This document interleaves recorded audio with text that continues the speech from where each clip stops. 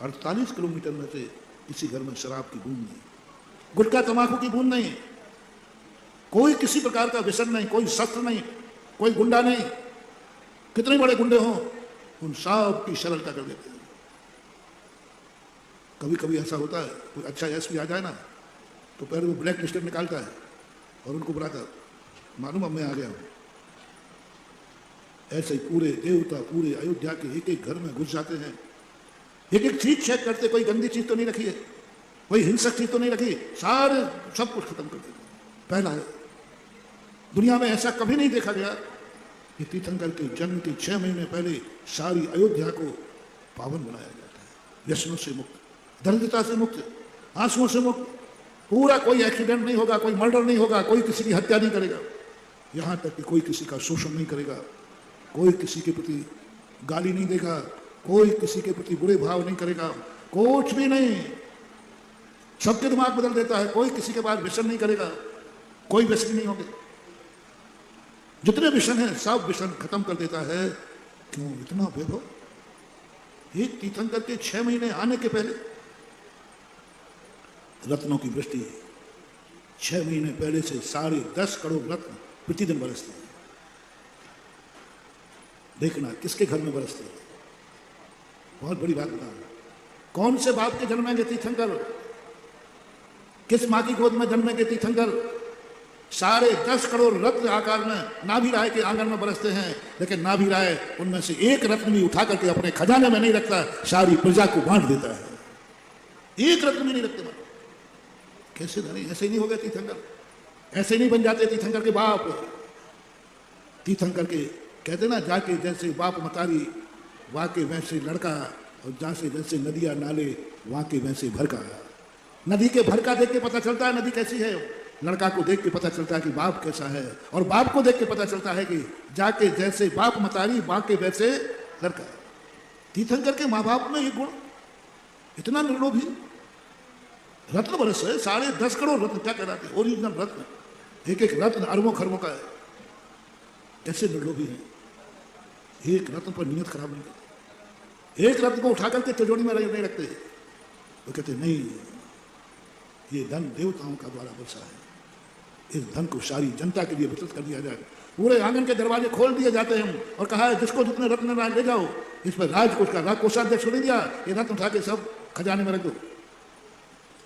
नहीं, इतनी नहीं बिकती, इतना उदार होता है वो पिता जिस गोद में, वो माँ जिस गोद में, कोई मतलब नहीं रखती, कुछ नहीं।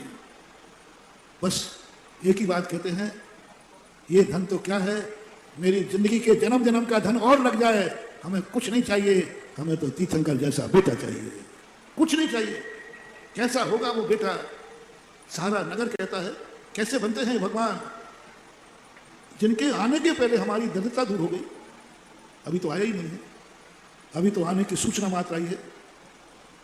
पूरे नगर की डगर डगर में हो गया कि कैसे हो गया ये, जिस बच्चा अभी आया नहीं, आने के पहले सबके खजाने भर गए, जिनके आने के पहले सारी बीमारियां दूर हो गई, जिनके आने के पहले सारे डाकू सज्जन बन गए, सब कुछ हो गया, सारे घर घर में चर्चा है। आने के पहले ये दशा है तो आने के बाद फिर क्या होगा?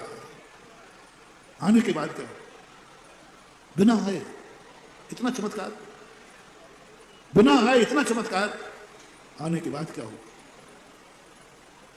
घर की एक एक अयोध्या का एक एक बच्चे के अंदर दुआ, धन्य है हम, धन्य है हम, उस नगरी में हमारा जन्म हुआ जिस नगरी में भगवान का आना होना है।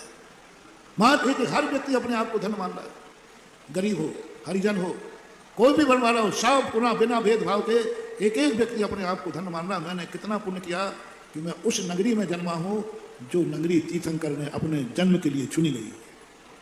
कितने भाग्य मेरे।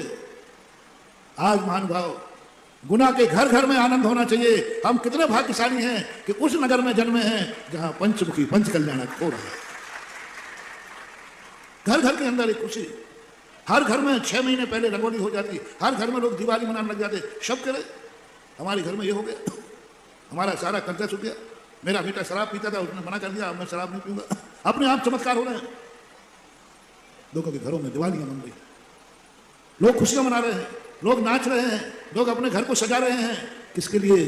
6 महीने पहले वो महान आत्मा इस नगर में आने वाली है जिसके आने के पहले ये स्वागत है। 6 महीने पहले घर का एक माहौल ही सबका बदला। इसलिए मैं कितने दिन पहले से आपसे कह रहा हूं, ये पंच कल्याणक भी चौथे काल का हो सकता है, उससे भी ज्यादा चमत्कारी मैं बना सकता हूं, पर शर्त एक है कि गुनाह के किस किस घर में खुशहाली छा रही है। गुनाह के जिस जिस घर में खुशहाली छा रही है, जिस घर के लोग अवभाग्य मान रहे हैं, जिस घर के लोग कह रहे हैं हम धन्य हैं, जिस घर के लोग कह रहे हैं कि नहीं कुछ भी हो, जैसे बने हमें पंच कल्याणक में बैठना है, हमें पंचकल्याणक का आनंद लेना है, कुछ भी हो जाओ, उसी व्यक्ति के घर में त्रिलोकीनाथ का बड़ा धस्त पहुंचेगा, वही माला माल बड़ा धस्त पहुंचेगा। क्योंकि तुम लोगों ने यह कह दिया अवभाग मानना। मैंने कितने पुण्य किए कि मैं इस युग में जन्मा। कोरोना में मर जाता, मैं जिंदा रहा किस लिए? मुझे ये महोत्सव देखना। इसलिए मेरा कहना है गुनाह के घर घर में खुशहाली मनाओ, घर घर में दिवाली मनाओ, 6 दिन तक घर घर में ऐसा वातावरण बनाओ मांगलिक कि एक दिन जब 6 महीने बाद भगवान अवतरित हों और वो ऊपर से आते हुए जब नगरी को देखे तो ये भूल जाएं कि नाभि राय का महल कौन है और साधन का कौन है। हर घर में खुशहाली चाहिए, हर घर में सुगंध। पहले एक जमाई होता था, किसी को घर का जमाई नहीं होता था, वो नगर का जमाई होता था। उसको सारा नगर जीजाजी कहेगा, सारा नगर कुंवर साहब कहेगा, सारा नगर कुंवर साहब कहता था। आज का जमाना नहीं है, आज तो सुधार वाली कहने में यही बहुत है। पहले वही सम्मान पूरा नगर देता था, एक घर का जमाई है और पूरा नगर उन्हें जमाई साहब कहता था।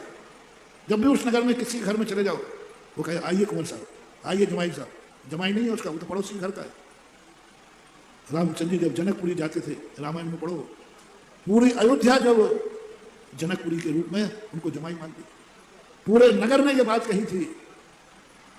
जब सीता का वनवास हुआ, पूरे नगर के लोगों ने कहा, अकेले जनक ने जमाई नहीं माना, राम को पूरी जनकपुरी जमाई मानती। ये पहले की परंपरा थी और यही स्थिति होना चाहिए। ये पंच कल्याणक मात्र नसिया तक सीमित नहीं रह जाए, ये पंचकल्याणक गुनाह के घर घर में पहुंचना चाहिए और हर घर की खुशहाली बनना चाहिए और हर घर में एक ही 24 घंटे चर्चा। कितना पुण्य है, आज हम घट यात्रा देख के आए हैं पंचमुखी की। आज दिन भर चर्चा चलना चाहिए। कितने भाग्य हैं, हमने घट यात्रा देखी। कितने भाग्य हैं, हमने माता पिता को हैदराबाद हाथी पर जाते देखा। कितने भाग्य हैं कि महिलाएं कलश लेके जा रही थी। बस 1 घंटे की चर्चा करो दोपहर तक, दोपहर के बाद आ जाओ, फिर यहाँ सकलीकरण एक नायक होगा, फिर आप रात भर चर्चा करना। मैंने कितने पुण्य किए। ओहो, शाम को चर्चा करना, भोजन करते समय करना, मैंने कितना बड़ा पुण्य किया है। आज याग मंडल विधान देख के आया हूँ और जैसे ही शाम हो फिर पंडाल में आ जाना और रात में 16 स्वप्न देखना। मैंने कितने पुण्य किए हैं कि मैं माता के 16 स्वप्न देख के आ रहा हूँ। स्वप्न मरु देवी देखेगी, आनंद पूरा नगर मनाएगा। स्वप्न मरु देवी देखेगी और आनंद पूरे नगर मनाएगा। पूरे नगर के अंदर एक खुशहाली हो। कितने भाग्य हैं, आज भगवान का गर्भावतरण हम साक्षात देख के आए हैं। मैंने अपनी आंखों से भगवान को आते हुए देखा है। मेहमान घर में आ जाता है वो शगुन नहीं है, मेहमान को आते समय जो स्वागत करता है वो शगुन है। बाद में तो फिर वो सामान्य हो जाता है।